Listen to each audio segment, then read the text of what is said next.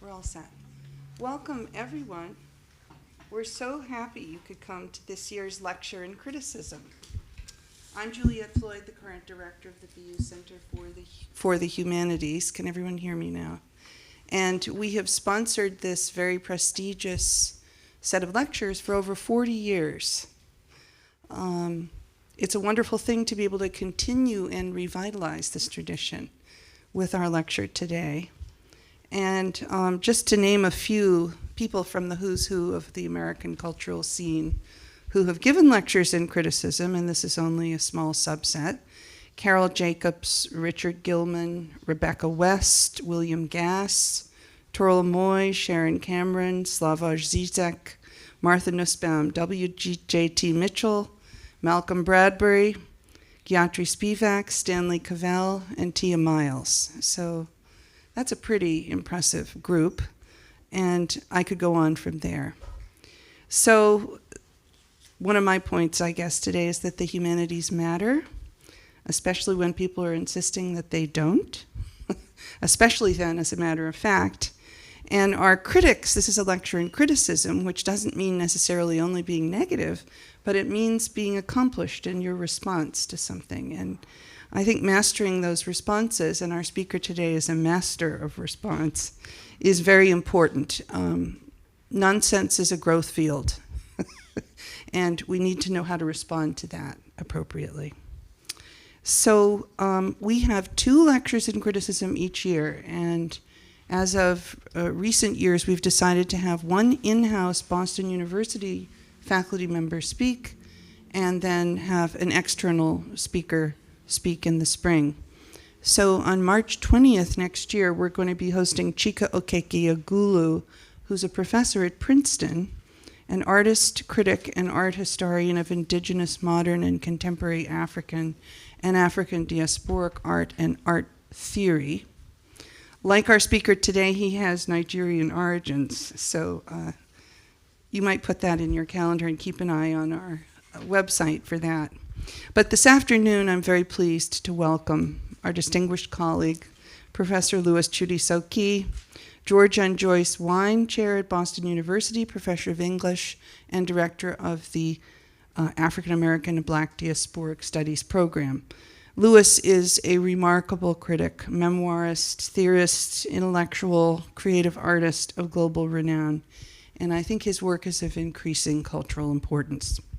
In last June's issue of the New York Review of Books, Adam Getachew wrote that Louis does the urgent work of reimagining the African diaspora as multiple diasporas, a plurality of encounters and negotiations among a plurality of traditions and racial identities, stretching across boundaries of time, place, memory, imagination, and trauma. And I will mention only a few of his books, stating beforehand that these are in addition to the many administrative and guiding contributions that he has made, including being editor-in-chief of the Black Scholar, which is the #1 Black Studies journal in the country. The Last Darky, Black on Black Minstrelsy and the African Diaspora, was 2006. This is a gripping, richly historical study of the blackface performer Bert Williams, a casualty, as Louis argues, of history. But Louis revitalizes him, describing him as one of the first Negro performers captured by the so-called talking machine, the record, and the first Black artist to star with white performers in the Ziegfeld Follies.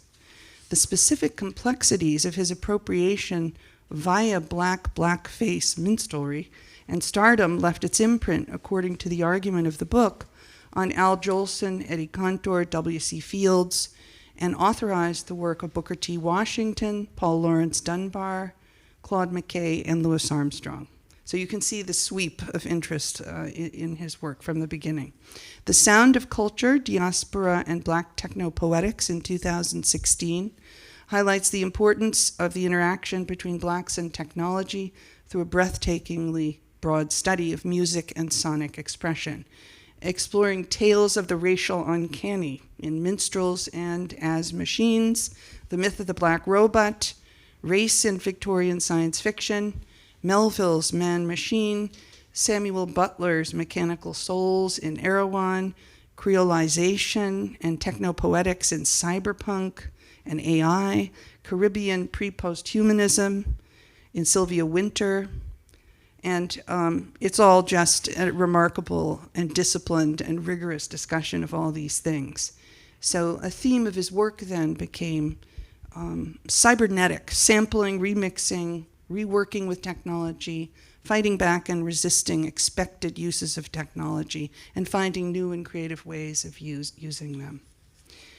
Floating in a Most Peculiar Way from 2021 is a memoir of his many-sided journey from David Bowie and the Biafran War to Jamaica, Washington, D.C., and Los Angeles. And here we're able to trace a rich and very creative view of what in the New York Review of Books was called intersubjective and micropolitical processes of diaspora and multiculturally negotiated existence. This book won Kirkus Review's Best Nonfiction Book of the Year and was a New York Times and Amazon Editor's Choice. It's a wonderful memoir I recommend to everyone.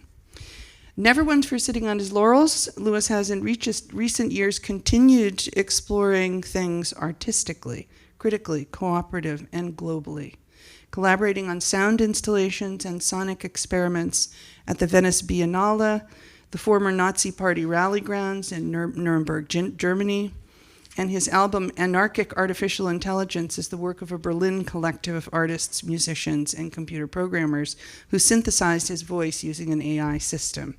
He's recently returned from exhibiting at the 15th annual Gwangju Biennale, the largest art event in Asia. There, co-sponsored by the Guggenheim Museum, he devised a soundscape inspired by a Korean genre of music to explore globalization, technology, and climate change, again, using the relation of sound and space. So Professor Chude-Sokei's critical focus on the humanities and technology is now the subject of a book he's working on right now, and we're privileged to be able to get a sneak preview of some of his working ideas with that book this afternoon. We will thereby catch a glimpse of how it is he's juggling the many-faceted, globe-trotting, urgently relevant world of his intellectual life. The new book's projected title is Machines of Flesh and Blood, and in it he's going to challenge us to rethink the history of how the category of personhood emerged from American slavery so as to understand how the many ways in which new technologies of today are legally empowered and socially assimilated. Nothing, of course, could be a more interesting and fascinating present topic. The title of the lecture will be On the Pleasures and Perils of Personhood, Slavery and the Making of Artificial Life. Welcome, Louis. Thank you so much for coming. Let's give him a hand.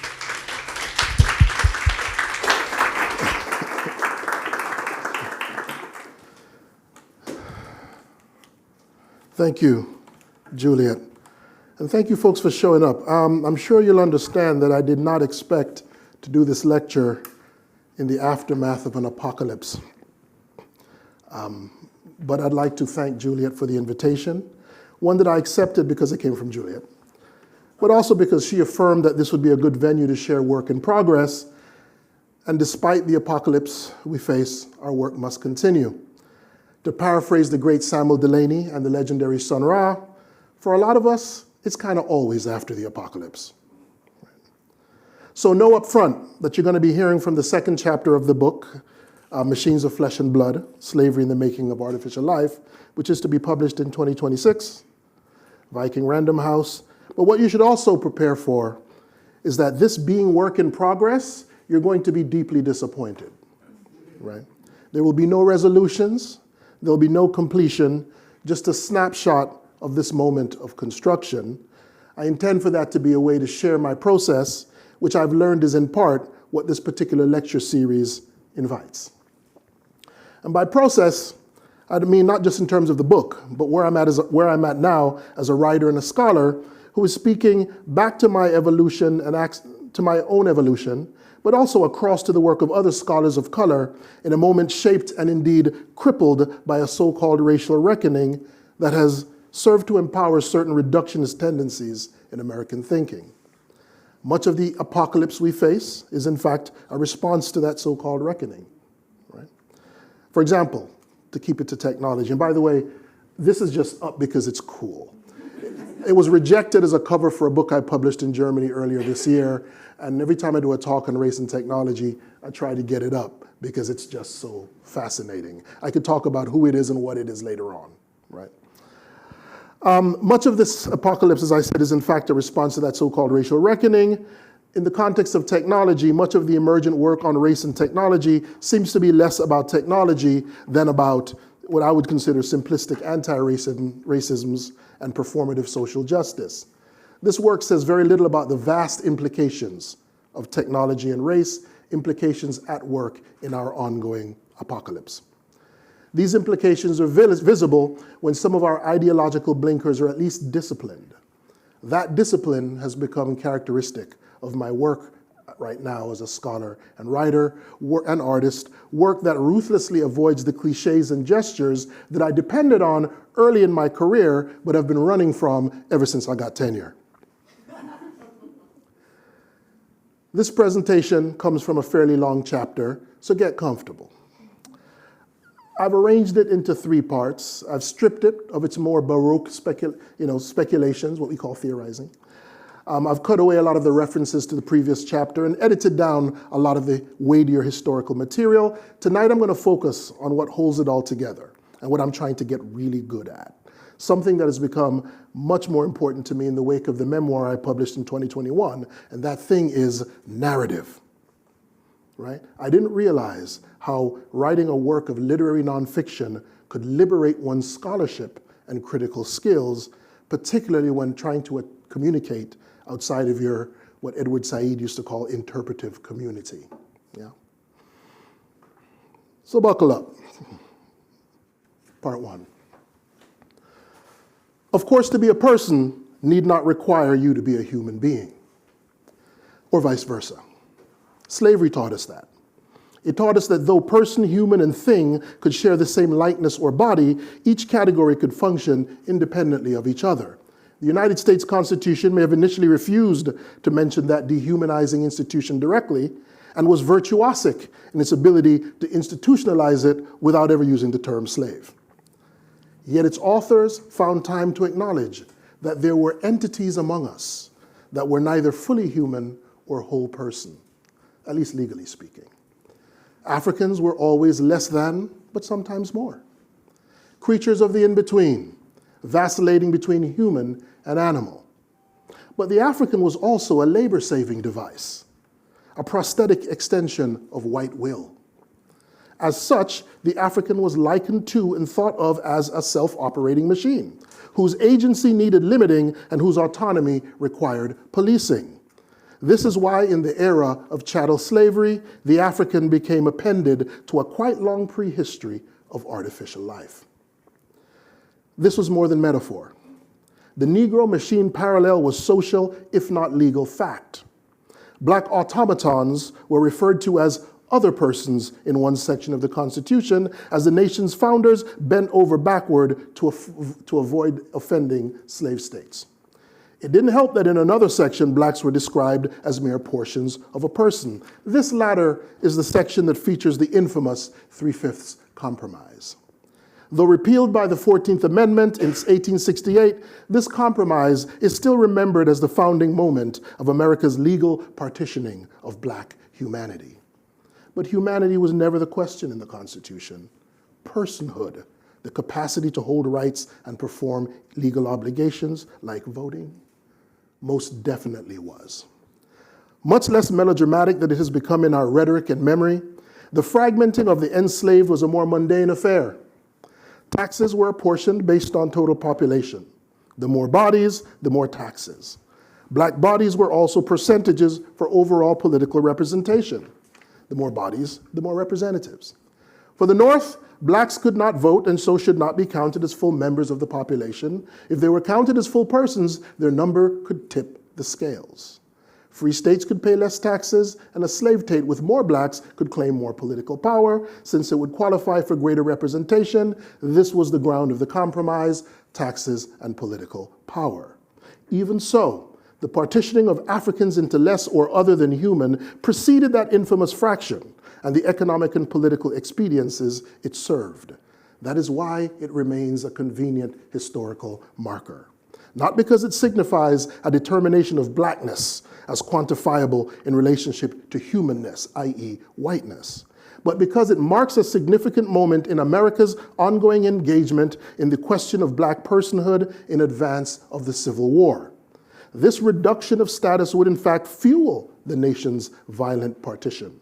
It stands then as an appropriate metaphor of that division, because the Constitution made it clear that blacks were already articles of property, already also things. To categorize these creatures of the in-between, person could be more useful than human. It was a plastic term with a history older than the United States. Some say its metaphysical origins can be traced to the Catholic Church, but as a legal category connected to the issue of rights, it is older than that. It's usually traced to ancient Roman law, where a distinction was made between person and thing. In the eyes of American law, slaves could be considered natural persons as opposed to legal ones. These categories are going to make sense as I wrap up towards the end. And of course, they generally could not own property, nor did they have legal standing to sue, except in some cases what they called freedom suits, where the enslaved could sue their masters for themselves as the property under consideration.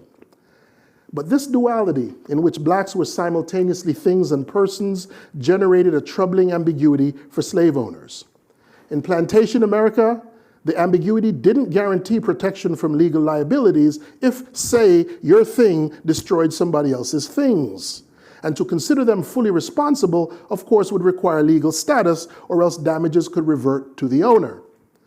But there were other benefits to this ambiguity in which slaves were both types of objects and types of persons. Not to slaves, but to masters left on the hook for whatever expenses or damages were incurred by their black property. But one particular benefit became central to a country wrestling with slavery alongside industrialization and the explosion of technological innovation that fed it. What master wouldn't want credit if their property invented something useful or valuable? And they very often did. Who, though, would benefit if your machine or automaton made a machine? And they very often did. Who owned the invention? Who would profit from it? Certainly not the maker. Who-ness was still legally impossible for them, and therefore so was maker. So imagine the nation, in fact, world-shaking transformation that occurred with the movement from natural person to legal person, from rights-less entity to rights-bearing subject. With this movement, the in- or subhuman becomes a new kind of life that upsets the standard structure of society. In England, this legal change occurred almost a full century before with the Mansfield decision of 1772, in which the slave James Somerset was legally transformed from object or thing to legal person. In America, this transformation would be so momentous and threatening that court cases, though significant, would not be enough. A whole damn war would have to be fought over it. Until such a war, person, with all its ambiguities, could be a useful compromise for those forbidden full humanity and who vacillated between and among thing, human, animal, machine. These were entities that endlessly demanded something that could only be defined by the struggle of it, freedom. Whatever it was, this freedom implied autonomous creativity and the ability to profit from their own inventions. This required that creatures of the in-between engage directly in the technological revolution happening in the United States in those years before the Civil War. Machines making machines.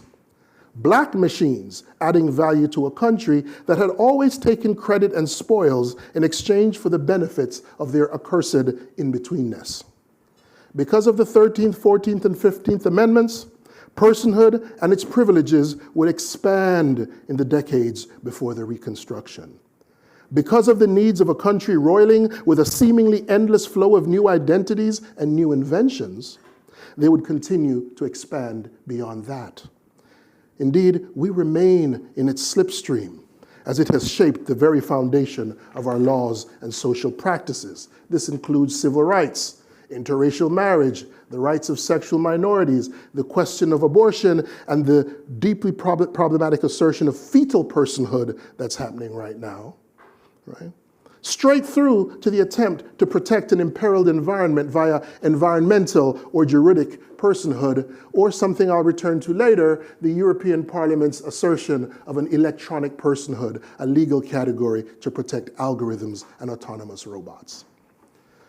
This expansion of personhood was also enabled by granting it to artificial persons, the most notable being corporations, granted legal personhood just a decade or so after those three crucial amendments to the Constitution. As we will see, the fateful decision to grant them this status will prove to just have been as important as the 13th Amendment, which ended slavery. In establishing this legal pathway, these amendments set the stage for what might very well be the new frontier of civil rights, and that is the according of personhood and its legal protections to imminent technologies. Before the Civil War, these entities couldn't be granted the full rights and protections guaranteed by the US Constitution, given their status as property. That document had to be amended after the war to guarantee such rights and protections to America's favorite automaton, or rather, its favorite android, the Negro. Part 2. Surprisingly, android is a much older word than robot. Many assume it to be a coinage of 20th century science fiction. It's imagined a more sophisticated or modern term, marking a shift akin to the one perhaps from Negro to Black. Perhaps incremental steps towards freedom of some sort. As we will see later on, well, not tonight, but in the next chapter, robot as a term was a Proto-Slavic coinage of the early 20th century. Though rooted in the capitalist fantasy of free labor that turns into the nightmare of self-conscious revolution as your machines turn against you, the word emerged to blend science fiction and America's Jim Crow regime of racial terror. But android, androides, from the Greek andro, man, and eides, shape, coined by philosopher, librarian, and the physician to Louis XIV, Gabriel Naud, it had become a word in France by 1727, appearing in English just a year later, but most French speakers would encounter it 100 years after that in the proto-science fiction novel Tomorrow's Eve, or L'Eve Future by Auguste Villiers de L'Isle Adam. Begun in 1877, serialized in 1880, and fully published in 1886. Americans, however, became familiar with android before the French, at least a decade, again from 1863. But the term's initial introduction to America was not through the book by Villiers de L'Isle Adam. In a country that suddenly began to seem populated by inventors and amateur technologists in every province, city, and town, to use a term we used to use, tinkers, they used to call them, all right? Android began to appear in the United States and of all places in the US Patent Office. It showed up in patent applications that described human-like machines, toys mostly, mechanical dolls, smaller and cheaper versions of what had once been called automata. Oddly enough, after the term android's appearance, the place where it made its debut in America would become the zone of an important struggle for human rights and Black autonomy in the years leading up to the Civil War. One could say also that the Patent Office was where the future of race and technology in America was being invented. Though, of course, the office was ill-equipped to deal with it, there was a portentous conversation going on there over the meanings of blacks and slaves and machines. Arguably, it was in that office that the confusion between these categories, blacks, slaves, human, machine, would be managed, if not resolved, through the language of personhood. In the 19th century, this ongoing debate was in its early stages. Then it was clearly about the expansion of Black humanity. It's worth remembering, though, that the very founding of the nation was premised on a commitment to technological innovation. It is in the first article of the Constitution, as aggressive a claim on the future as anything in the nation's founding documents. It gave Congress, for example, the power to ensure and promote science and technology by granting inventors exclusive rights to their plans and discoveries and to profit from them for an established period. With this document, machines alongside those other persons that were also property are declared intimate with the aspirations of the new nation. This national commitment led to the first U.S. Patent Act of 1790, which covered, quote, any person or persons who, quote, hath or have invented or discovered any useful art, manufacture, engine, machine, or device, or any improvement therein, not before known or used, end quote. As before, how blacks fit into the category of inventor was a byproduct of how they fit into the category of person. This crisis of categories drove the conversation in that office and raised it to a full-fledged legal debate on the cusp of the American Civil War. That struggle initially seemed silent to the American public, but only because the US Constitution was colorblind in its discussion of patents, as it ironically was in its allusions to slavery up until maybe the 13th Amendment. An inventor was assumed and required to be a full legal person, not a natural person. This was especially the case since from 1793. From then, all applicants for patents had to make a two-part oath. They had to swear that they were the original inventors of the machine or item, and that they were full citizens of the United States, not 3/5 of one. The Dred Scott decision of 1857 also impacted the work of the Patent Office before the Civil War because it held that African Americans could not be citizens at all. Even free blacks were creatures of the in-between, further polarizing the nation between North and South. Oddly enough, the secessionist Confederacy of the South acknowledged the ingenuity of its chattel, where the anti-slavery North did not. So the argument goes. One would have expected otherwise, given the almost complete dehumanization of Africans in that region. But the Confederacy welcomed slave inventions and granted patents to blacks, or promised to. That's another story. In fact, the Confederacy created its own Patent Act in 1861 as a part response to the limitations of US patent law, specifically as it regarded enslaved persons. It gave all the profits, of course, to the slave owner, but at least it acknowledged that slaves were making things of great value. Technological things, to be specific. Given that the overwhelming number of inventions in the United States at the time came from the North, and that the South felt outgunned at the start of the Civil War, the Confederacy couldn't be stingy about who or what could be credited for new inventions. Yet still, that antebellum climate of racism, technological innovation, and imminent catastrophe enabled Southerners to use their patent laws to insist that slavery was in fact good for the Negro. Why? Because it inspired them to greater heights and abilities. The North would ruin blacks because freedom made them lazy, debilitated them. In the words of one very distinguished senator from Mississippi, words that would then be used to advertise inventions made by slaves in the South, quote, when did a free Negro ever invent anything? But the primary debate about things making things, about black personhood and patents, began appropriately with a Negro android and his machine. This was in Mississippi before the establishing of the Confederate Patent Office. This was the case of a slave mechanic who in 1857, quote, perfected a valuable invention which his master sought to have protected by a patent. We know that the slave's name was Ned, because lawyers and historians have been fascinated by this case for many years. They have been taken by its implications about black humanity vis-a-vis property, vis-a-vis the right and capacity for blacks to invent things of value outside of the labor and entertainment they were expected to provide on plantations. Ned's case took the conversation about slave patents from the Patent Office to the federal government. In doing so, it forwarded the question of black personhood across the Mason-Dixon line so that it could eventually infect those crucial post-Civil War constitutional amendments.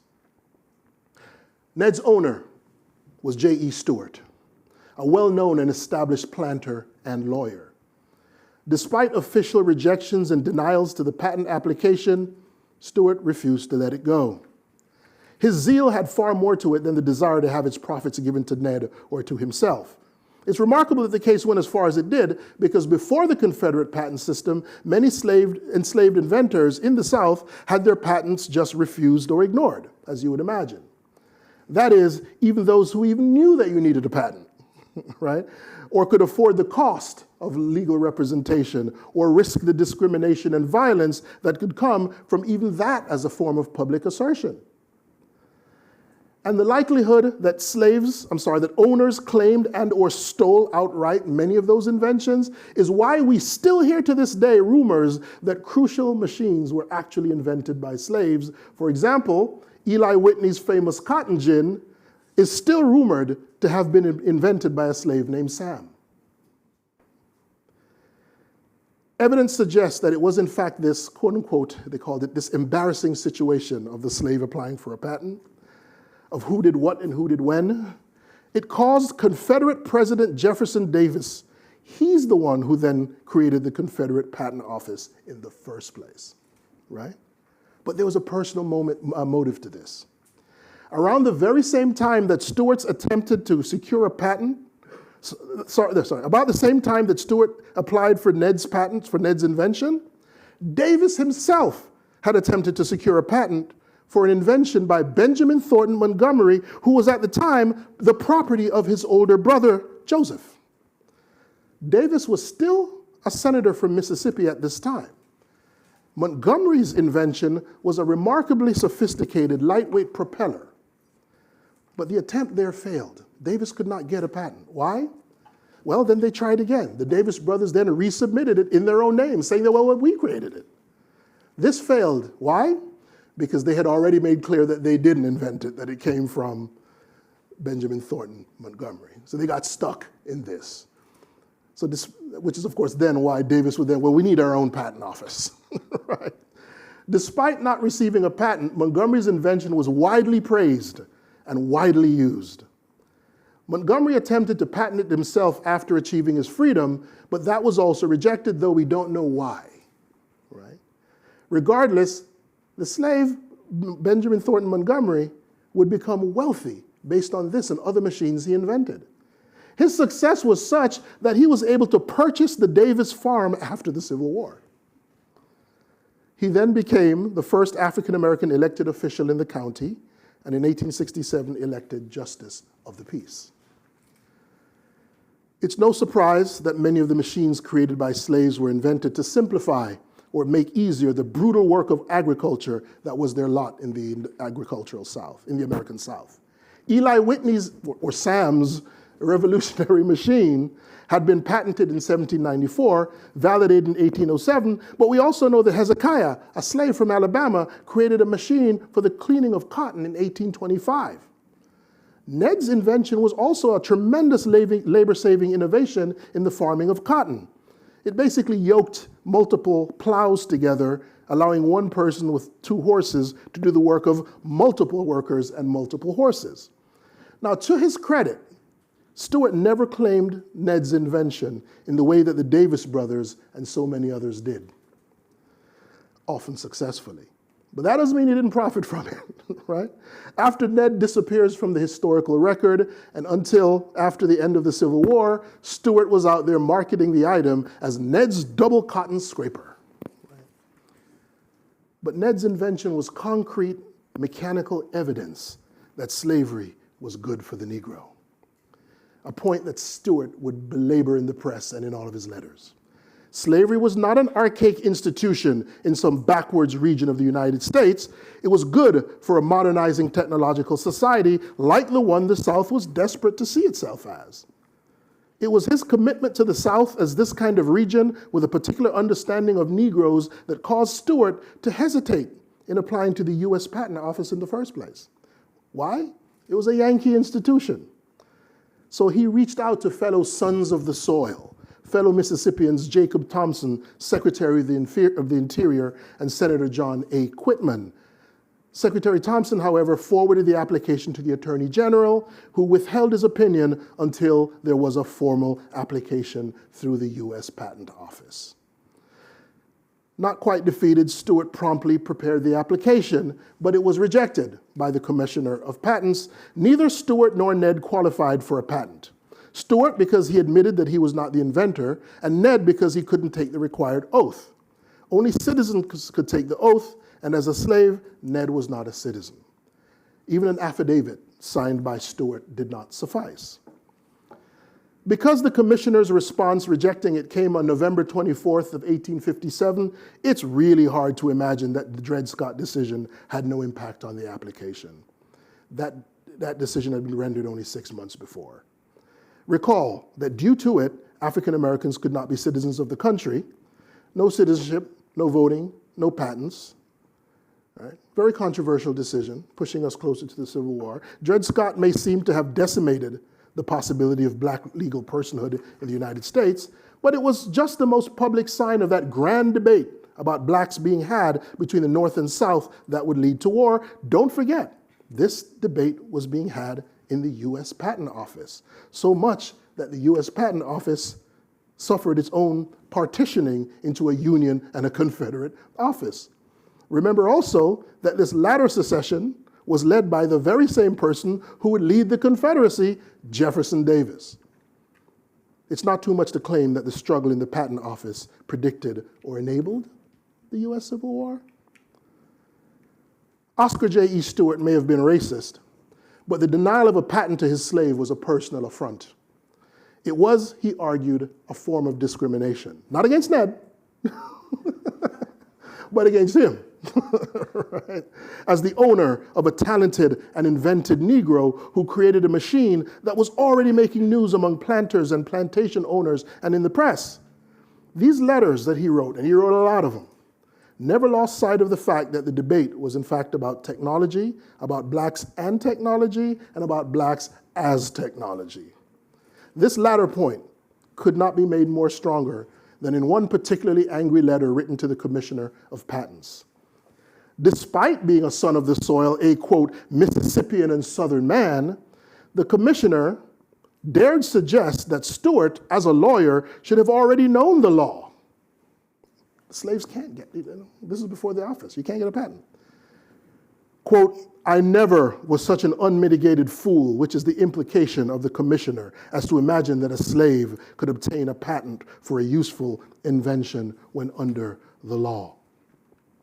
What he says next will remind you, or should remind you, of the appearance of the French term android in US patent applications and its racial meanings and implications. Quote, it is a question upon which there is a diversity of opinion among men learned in the law, whether the master who has property alike in the fruits of the mind and labor of the hands of his slave, meaning I own what's in the mind as well as what the hands do, right?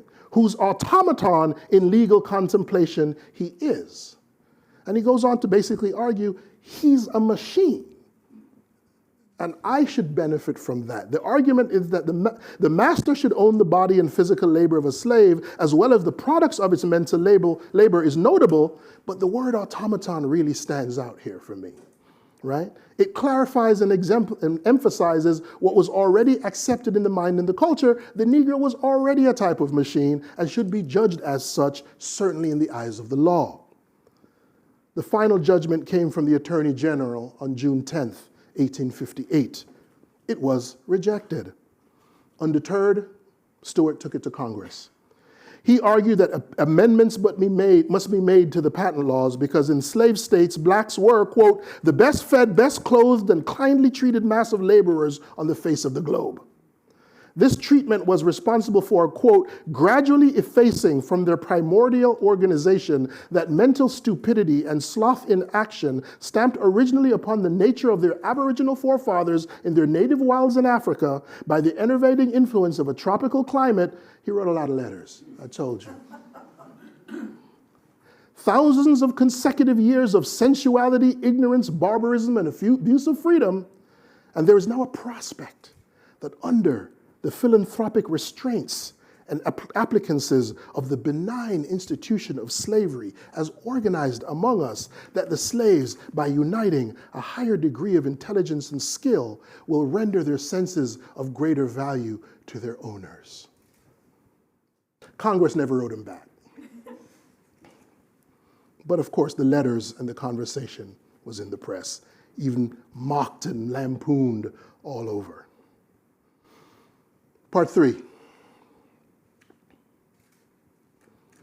One wonders what Ned or his owner, Oscar J.E. Stewart, would have made of this next case.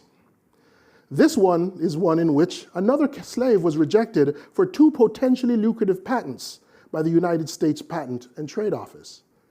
The inventions were a container that held food, modeled on a design that we would now call fractal, that allowed for rapid reheating, and a flashing light beacon, also of quite innovative design. This case rattled the US Patent Office, forcing it to consider yet again who or what could be an inventor. However, it occurred well after the 14th Amendment, though, and after the suite of amendments that were passed after the Civil War, granting African Americans increased legal status. The slave's name was Debus. Well, its full name is Device for the Autonomous Bootstrapping of Unified Sentience. It is an artificial intelligence system created by computer scientist Stephen Thaler in the 1990s, and initially was used to generate, or rather create in his owner's words, novel images decades before current image generating AI systems like Midjourney or DALL-E. According to him, his invention was in fact the first to create such images autonomously. Thaler describes Debus in the 2019 patent application as a creativity machine, which defines Debus as what's called by some inventive AI.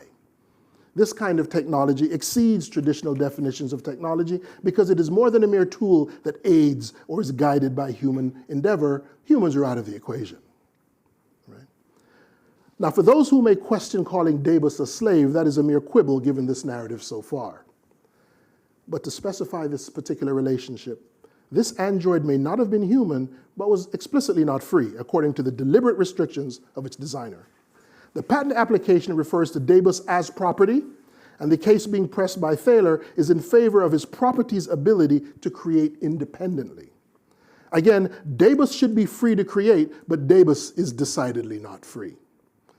Consider also that the application makes clear that all rights and profits from Debus should flow to its owner. Like Oscar J.E. Stewart, Thaler steadfastly refuses to claim ownership or responsibility for the inventions, only for his property. And Debus, like Ned, has no moral or legal right to own things, much less invent them. For Thaler, it is a matter of principle, as was the case with Stewart, who, despite his commitment to slavery, was equally committed to giving Ned credit for his innovative plow. Thaler's obsession matched the ideological fire of his legal counsel, Ryan Abbott, an intellectual property lawyer eager to find just such a case. This shared passion caused them to submit patent applications all over the world. Jurisdictions in Europe, the UK, Australia, Korea, Israel, New Zealand, and South Africa were all forced to take seriously the case of non-human invention. They were rejected in most of those places, despite a lot of sweat and multiple court appeals, except in South Africa. There, Debus became the first non-human entity to receive patent rights and permissions. Still going to be debated back and forth, but it's a milestone. Probably will be reversed, who knows, but still. Thaler's and Abbott's restlessness was and is towards making a specific point. Patent laws were established without any awareness of the emerging possibilities of machine creativity or artificial intelligence. Thaler's primary interest and argument was for Debus to be listed as the inventor. He has no interest in advocating for machine personhood or political autonomy, though others are. The AI created the food container and what was called a neural flame without any human involvement. These were autonomous acts of creativity. Even if they did involve humans, that wouldn't confirm human responsibility. Just owning an algorithm or setting its parameters need not have any governing impact on what the machine will produce. For Thaler, Debus was being discriminated against. The fact that US patents define inventors as individuals and the latter as a natural person gave further weight to the denial of Thaler and Abbott's applications. But because the Patent Act does not define individual, the Patent Office defers to the Supreme Court. The Supreme Court had already established that the word individual as a noun, when used in statutes, referred to human beings unless a different meaning has been identified by Congress. This, of course, would push the case into the realm of historical metaphors. Despite Thaler's crusade and his stress on intellectual property, we can't ignore the wider social and cultural implications of the case as it relates to the issue of personhood. We can't ignore it being intertwined with Ned's case and that of slave inventors before the Civil War. To be named an inventor is to be protected by the same rights as all other inventors. This suggests, if not directly argues, for an equality, legally speaking, which is where equality probably truly resides, between human and machine. Global courts figured that out. They realized that in naming Davis inventor, there would be a lot more going on than simply products or commodities or machines, just as was the case with Ned. To name Ned inventor, a whole system has to be sort of readjusted. All involved felt themselves on a precipice. It was these global courts who moved the conversation into the realm of personhood. As I say, Thaler was always, no, that's not what I'm talking about. I just want Davis to have rights. Not really quite sincere there. For example, what first emerged in their responses to Thaler and Abbott's petitions was Davis's implications for what the legal empowering of machine intelligence could mean for human beings. Thaler is no innocent. Hell, the name gives the name gives the game away. The acronym for Davis, don't forget, the US is Unified Sentience, right? As if to beg or force the question about the nature of intelligence and whether only humans are capable of it. Of course, Ned's case prefigured this argument almost 200 years ago. Slavery was in part based on that argument about human intelligence, human meaning white, versus some other kind of intelligence. Black intelligence was, as you might know from the 19th, was either seen as just mimicry or cunning or something that suited the motivations of creatures of the in-between. More charitably, it was a debate between those who thought the Negro capable of the same intelligence as of whites and those who simply did not. Those who thought Africans of the same quality of human as whites and those who simply did not. The Patent Office also emphasized the error in describing AI via language that allows metaphors to run away from us. That's where we are, by the way, right now. Metaphors are running away from us in understanding AI, and that's part of the problem. The Patent Office almost lambasted Thaler for his shady anthropomorphism, his using of terms like whoever or individual or pronouns such as himself or herself to refer to Davis. He dared insist that statutes like the following applied to the android, quote, whoever invents or discovers any new and useful process, machine, manufacture, or composition of matter, or any new or useful improvement thereof may attain a patent, therefore, subject to the conditions and requirements of this title. But such language, the court said, could be read as fraudulent, using these, personifications. But for Thaler and Abbott, it had already been established by Congress that for legislative use, persons or terms like whoever do include certain non-humans, like corporations, firms, companies, business partnerships. That's where the anthropomorphism lies in laws that we can trace back to slavery. Ultimately, the US Patent Office and those other offices in the countries that Thaler and Abbott applied to considered human beings as the sole authority over inventions, patents, and creativity. Big deal for this to have happened in the United States, right, just quite recently. But it ain't over. They argue that they would only issue patents to natural persons. We've heard that category before, right? With legal capacity. All the courts, but for South Africa, agreed to the fundamental equation between natural person and inventor and human being.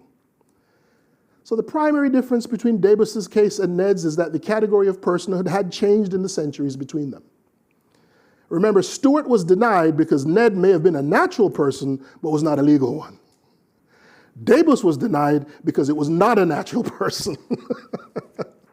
Because this case came after the 14th Amendment, the category of natural person was now enough to be granted a patent.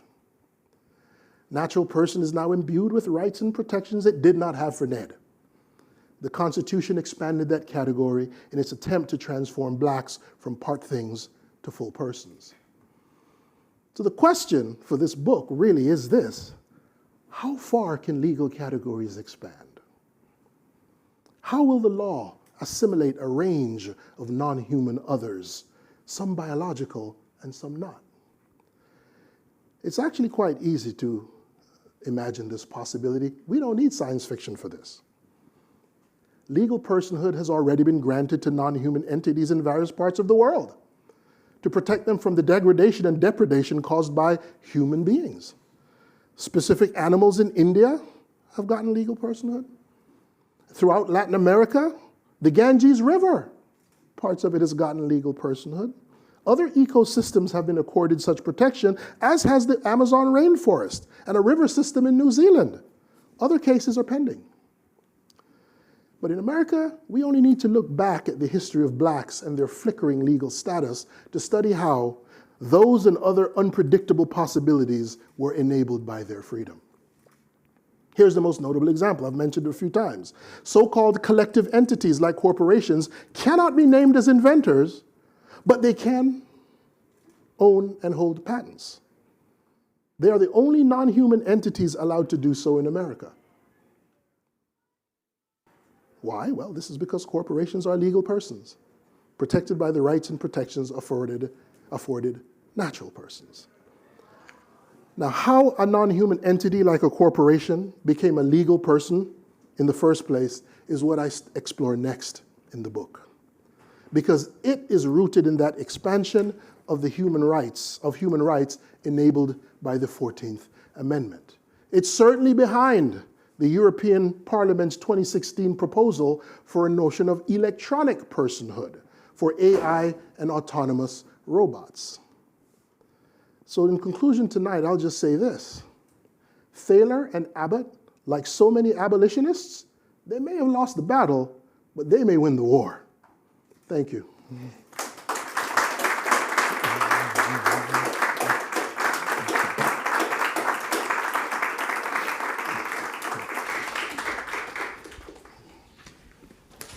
Thank you, Louis.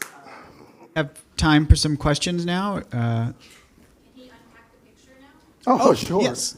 In exchange for some water. Thank you. So this is Bina 48.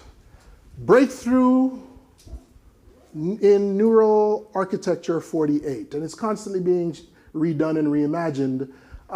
Martin now, Rothblatt, a very important tech person, like major figure, is married to an African-American woman named Bina, and this is modeled after Martin's partner, Bina, as the model of the kind of husk that will allow you to upload consciousness at some point and achieve immortality. Martin Rothblatt, Bina, and others, including everyone from Peter Thiel to Ray Kurzweil and a lot of people in Silicon Valley, are transhumanists. They believe that it is possible. And Bina is one of the sort of the leading candidates for this, the Bina 48. And so that is where Bina was some time ago, constantly being upgraded and done as they move closer and closer to this possibility. And the fact that Bina is a black woman, it's just visually stark representation of race and slavery and gender and machines, which is all a part of the story I'm telling. I just love the picture. I was going to use it for a book that I published a few months back in Germany, but they wouldn't give me rights to this. Well, it was way too expensive because they know how powerful an image this is. There's an artist I work with named Stephanie Dinkins who actually travels and does conversations, public events with Bina, right? And Stephanie's an African-American a woman artist who they just do these back and forth conversations about race, gender, subjectivity, and they travel around the country. A number of robots are going through that right now. You might even know about Sophia from Saudi Arabia, although Sophia was made here in Boston by Hanson Robotics. People don't know that. Sophia is traveling around the world. Sophia was the first robot to get citizenship in a country. She was given citizenship in Saudi Arabia. And of course, people all point out that Sophia has rights that women in Saudi Arabia do not have, and a lot of immigrants don't have. But Sophia's traveling around the world involved in conversations, just like it's the tech world trying to, blow us away with what they can do, not what they can do, but what they can promise. So yeah. I guess you're one. Oh, thank you. I guess what histories of personhood in South Africa allowed this to happen with Davis? It's going to be rejected. Oh, okay. Because apparently South Africa just didn't have a very robust history and tradition of legal personhood, right? Now, it being South Africa, I'm curious as hell, right? And so I would like to dig into that to find out more. But all the information available right now is it doesn't have a very robust history of, actually it's not even so much personhood, but their patent laws itself have been seen as kind of weak, right? So I'd like to go and dig into that for sure, right? I don't mind speaking up. I'm curious about, you said that you come to a new process as a writer. Yes. More narrative, and I'd love to hear you talk more about that. I thought I heard glimpses of it even in this snapshot of a construction project, but just love to hear more about it. Well, to frame it all as an ongoing story. A story that can be traced back to a beginning and move through time, and these different episodes, right? And of course, stylistically, it requires that you do certain things to address the audience and let them know that this is the next step in the story, this is the next step in the narrative. But that matters because, coming out of literary and cultural criticism, narrative is the last thing we care about. And I think much to our detriment. Literary history is important, history is important. This book is teaching me to be a historian. I would never call myself that because I respect what historians are and do. But it forces you to pay attention to the movement of time, right? And certainly we can critique linear notions of time, etc. But looking at, for example, how personhood moves through time and is adopted from, let's say, Davis after Ned, right? I think that just works for audiences that are not privy to some of the, the obsessions and concerns and details that we scholars take for granted in our audience. But it's a lot about structure and how you hold it together as a story that moves. Even if it doesn't move through time, it has to certainly move for the reader from section to section to section. Does that? When you said you wondered what Ned or Stuart would make of this case, I was moving forward, I was reading the story. Yeah, but then to go from Ned to Davis, right? Yeah, so yeah, thank you. There's a question. Do you think that electronic personhood is going to catch on globally by any chance? I'm laughing because whenever I hear the "do you think," I'm like, don't ask me for a solution, don't ask me for a conclusion. Do I think? I think that what I'm presenting here is that there is a legal pathway. There is a legal pathway. And there are people who are taking advantage of this legal pathway for animals, for environments, which we might go, oh, well, we believe in that, right? But then they go for algorithms, for robots and autonomous, but those things force questions of ethics, right? If you're dealing with something that seems autonomous and that isn't based on someone's programming, the difference between, AI really, or contemporary AI and old school robotics is programming versus large language models and people, the machines operating, quote unquote, autonomously. At some point, either you will have to attribute some kind of legal sanction or protection. That's what the European Parliament is doing. Because at some point, things are going to happen, right? They're making decisions for you financially in banking. At some point, something's going to happen. Whose fault is it? And if you're a bank, you don't want to be responsible. You want to give this thing legal personhood so you could sue the machine. Don't sue me, right? Same issue that the slavers had. Right? Do I think it's going to be global? I guess the question is, do we think that the sort of emerging tech oligopoly that surrounds us, is that going to go global? Because if it is going global, and these folks think that this is possible, then it's going to go global. And here's another thing to think about that might be more terrifying, but also hopefully galvanizing. Whoever thought that by giving corporations personhood, that we would be in the political situation we're in now? That's what it led to. Free speech rights for corporations? That may sound bizarre, but it's real. What happens if algorithms get free speech rights? That's another chapter in my book. There are those who are actually arguing through, interracial laws which come from the 14th Amendment that we should be able to. The world of AI girlfriends will shock you. Nobody talks about it because everyone's embarrassed. But it's significant in terms of intimacy. Another problem that we have as human beings is I think what they used to call the Eliza problem, is that even if it's not human, as human beings, we project onto them no matter what. And we can project all kinds of things, right? And then once that happens, arguments and debates about personhood and individuality and freedom, etc. There's a whole category now called robosexual.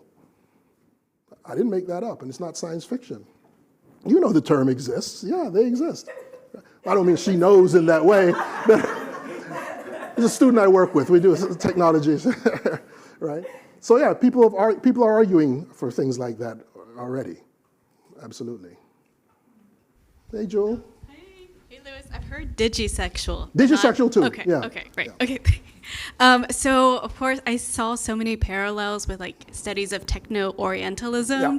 and so I'm curious to how, if you're thinking about like the kind of relation or Yeah. like intersections between like the Chinese South Asian Yeah, yeah. laborers going to Caribbean, and then the replacement of the workforce. So, not in this book, although I have a section. I discovered a lot of interesting work on the karakuri tradition, the Japanese robot puppets, along with the work from the Islamic technological revolution, or the Islamic automata, which is a massive tradition, and it's mind-blowing, right?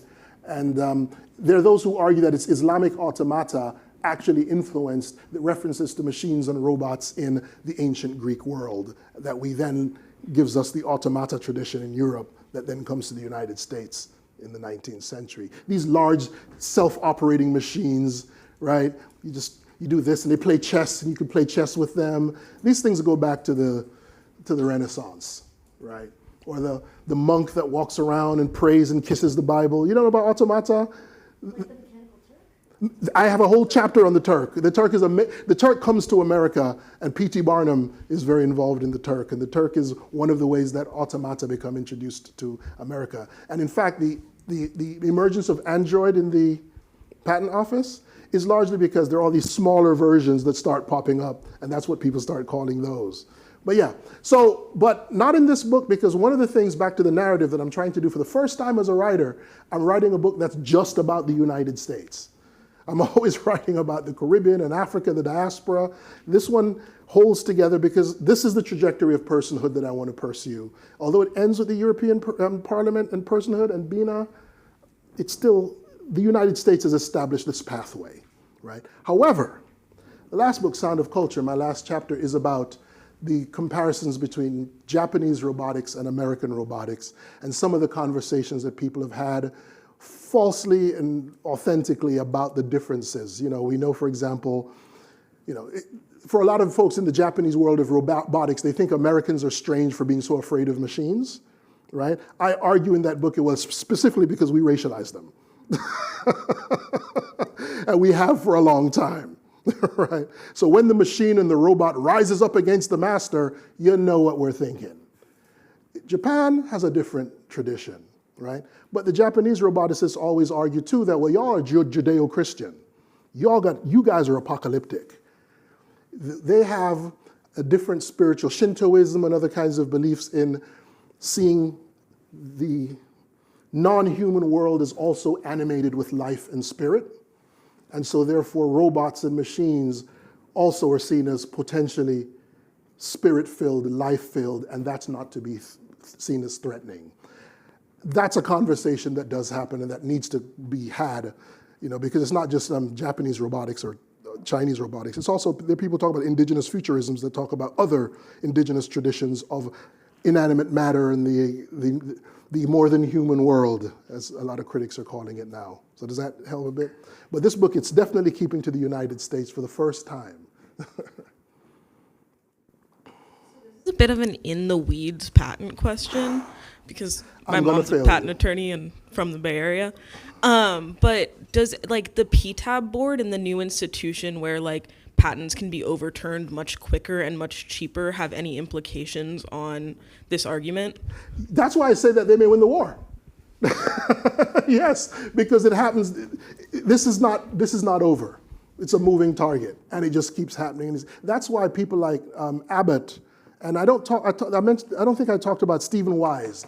In the next section, I talk about Stephen Wise. He leads what's called the Non-Human Rights Project, right? And they've had some powerful, not victories, but very public attempts, like Happy the Elephant in New York a couple years back, right? But their goal is, because of these changes, they're just hitting at it. At some point, it's going to give, and when it does give, then they expect that to happen. But the point is that we should keep in mind is that almost all of them trace it back to the 14th Amendment, right? So. Yeah, so this sounds like it's out of left field, but it's actually not. There's another conversation that you listed or you alluded to, the cultural context of Japanese understanding of things being different. And I am thinking now about conversations that happen around the nature of a resurrection body in medieval Christianity, when there's this concern about, well, okay, so what is it that's getting resurrected? What's the relationship of that person to the person who's, the one down here versus the one that's up there? And if that person's different from me, then is that person actually accountable for my actions? Or is that person just getting screwed? Yeah. Like, is the resurrection body person, like, is that actually like a proxy? Or what's going on here? And so this begs a much larger conversation about the nature of personal continuity and what establishes. But in the Catholic Church, there's a longer conversation about how to establish legal accountability, if you will, on the other for side. Resurrection bodies on the other side. I'm aware of it, but I don't pursue it. It's fascinating. It's so interesting and weird. But here's the thing. Transhumanists do pay attention to it. I know, that's why I know about this. I do Buddhist studies, baby. I only know about this because I like transhumanism. And that's where they're definitely rooted in that. But I also mentioned briefly about the Catholic Church being crucial to our understanding of collective personhood. Right? That's also in this idea. Right. But thank you. No, that's fascinating stuff. Absolutely. And it's also one of the ways that arguments are justified over time. Right? We've had them before. We have had them. And in fact, we keep having them. Right. And at some point, the dam breaks.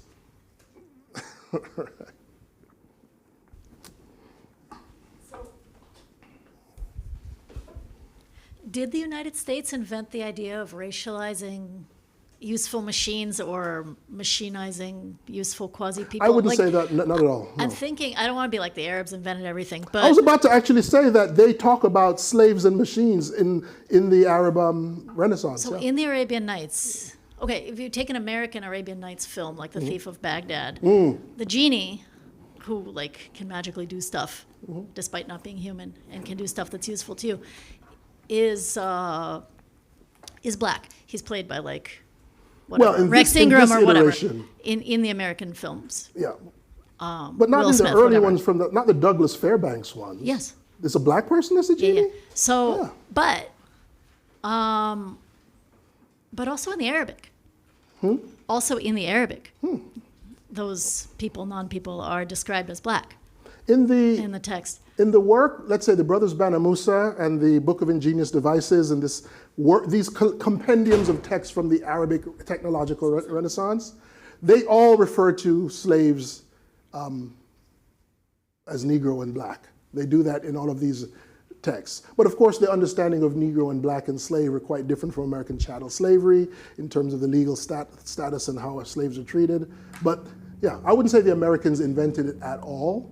But if we're talking about American chattel slavery and the specifics of that, it certainly gave a lot of energy to it. When Karel Capek comes up with the term, his brother comes up with the term robota, right? Yeah. Basically coerced labor, worker, right? One of the things I write in the next chapter is that people don't pay enough attention to the fact that Karel Capek is very much aware of Jim Crow laws.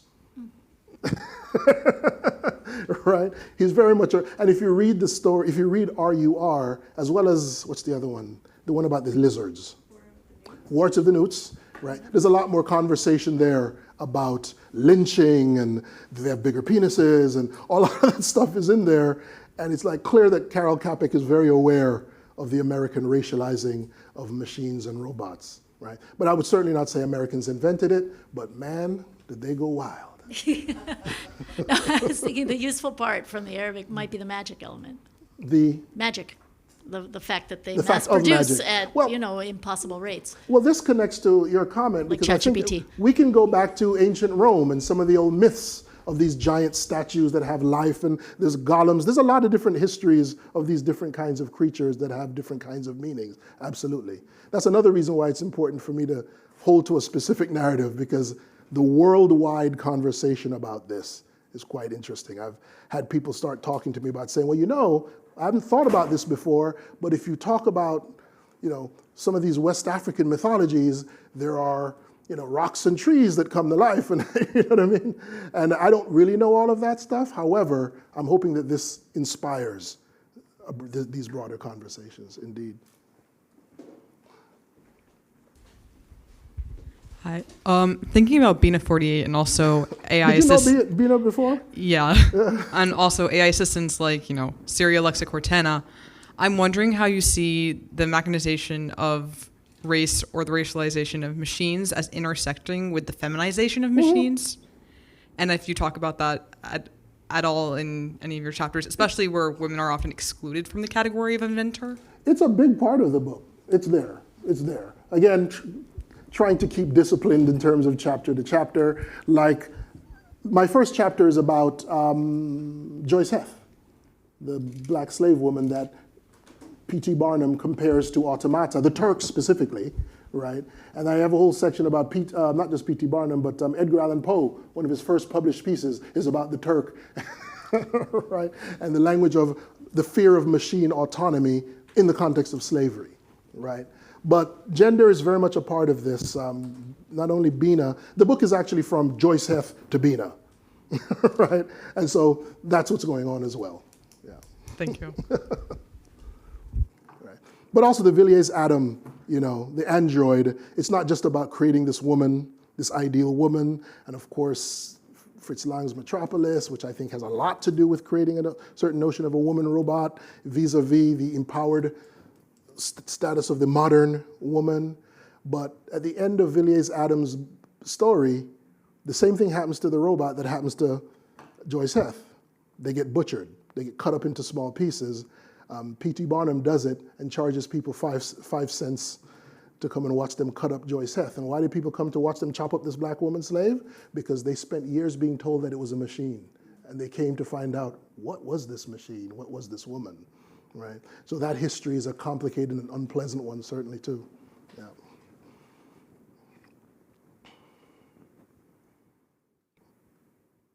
I think we're done.